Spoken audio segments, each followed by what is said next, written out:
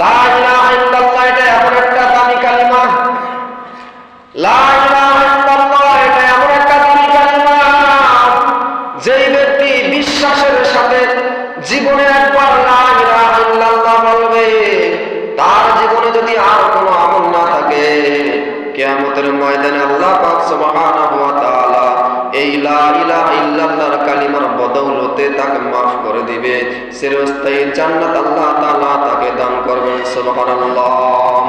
লা ইলাহা ইল্লাল্লাহ কালিমা এত দাম, আল্লাহ রাসূল সাল্লাল্লাহু আলাইহি ওয়াসাল্লাম বলেন, তোমরা যখন লা ইলাহা ইল্লাল্লাহ লা ইলাহা ইল্লাল্লাহ বলতে বলতে বলতে বলতে তোমার জিহ্বাকে তরুতাজা করতে পারবে, তোমার জিহ্বা যখন তরুতাজা থাকবে, ভিজা থাকবে, কিয়ামতের ময়দানে হাসতে হাসতে তুমি জান্নাতে যাইতে পারবে। সুবহানাল্লাহ।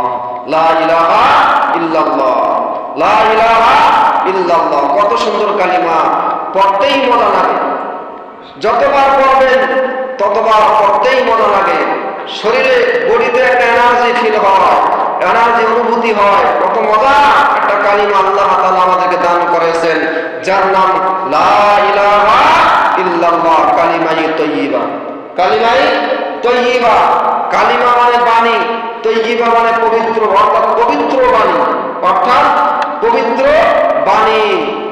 লা ইলাহা ইল্লাল্লাহ দৈনিক দিনে 100 বার, কমসে কম 100 বার আদায় করতে হবে। রমজান মাসের ভেতরে বেশি বেশি আদায় করব, আর রমজান মাসের বাহিরে কমসে কম সকল বার 100 বার লা ইলাহা ইল্লাল্লাহ, লা ইলাহা ইল্লাল্লাহ। আবার সন্ধ্যাবেলা 100 বার লা ইলাহা ইল্লাল্লাহ, লা ইলাহা ইল্লাল্লাহ। এইভাবে যারা লা ইলাহা ইল্লাল্লাহর জিকির নিয়ে মৃত্যুবরণ করবে, কিয়ামতের ময়দানে আল্লাহ তাআলা তাকে হাসতে হাসতে জান্নাত দিয়ে দিবেন। সুবহানাল্লাহ। এজন্য লা ইলাহা ইল্লাল্লাহ বেশি বেশি তেলাওয়াত করা দরকার আছে না নাই?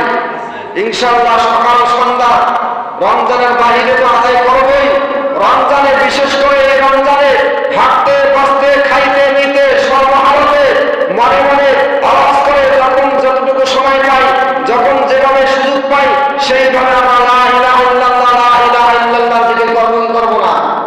আল্লাহ তাআলা আমাদের সকলকে এই লা ইলাহা ইল্লাল্লাহ জিকির করার তৌফিক দান করুন। সকলে বলে আল্লাহুম্মা আমিন।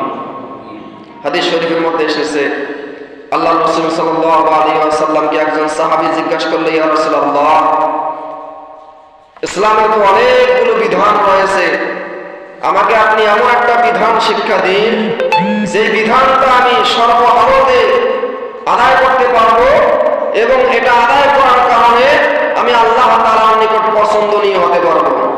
আল্লাহ রাসূল সাল্লাল্লাহু আলাইহি ওয়াসাল্লাম সাহাবীকে শিক্ষা দেয়, হে সাহাবী শোনো, তুমি তোমার জিহ্বাকে, তোমার জবানকে আল্লাহর জিকির দ্বারা তরুতাজা রাখো, আল্লাহর জিকির দ্বারা তরুতাজা রাখো, কারণ যারা আল্লাহর জিকির দ্বারা জিহ্বাকে তরুতাজা রাখতে পারবে আর এই অবস্থায় ইন্তিকাল করবে, ওই ব্যক্তি আল্লাহ তাআলার কাছে সবচেয়ে পছন্দনীয় হবে। সকলে বলে সুবহানাল্লাহ। এজন্য দোকানে বসে আছেন, লা ইলাহা ইল্লাল্লাহ, লা ইলাহা ইল্লাল্লাহ মনে মনে আঙ্গুলে গনেন, তাসবিহ দানা পড়েন, ইত্যাদি ইত্যাদি ভাবে পড়েন, মুখটা